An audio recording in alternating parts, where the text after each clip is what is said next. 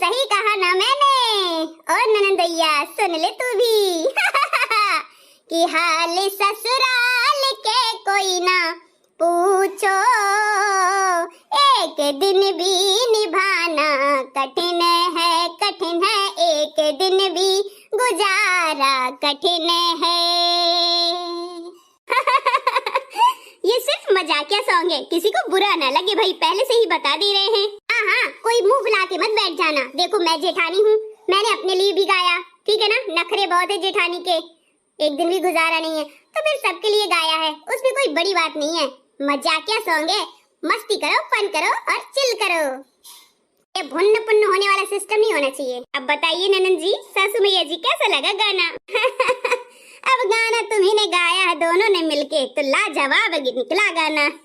अपने हिसाब से अच्छा है, मुझे तो बहुत अच्छा लगा। भाई मैं नखरीली हूँ तो नखरे वाले गाने गाओ, मैं तो सुनने को तैयार हूँ, पर मेरा नखरा कम नहीं होगा। हाँ बताई दे रहे, नखरा कम नहीं होना चाहिए। हाँ वो तो हम जानते ही है आपको, पर आप नखरीली नहीं हो।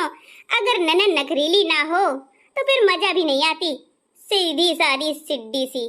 थोड़ी बहुत तो नखरीली होनी चाहिए, नखरे झेलने के लिए भाभियां है ना, क्यों परेशान हो?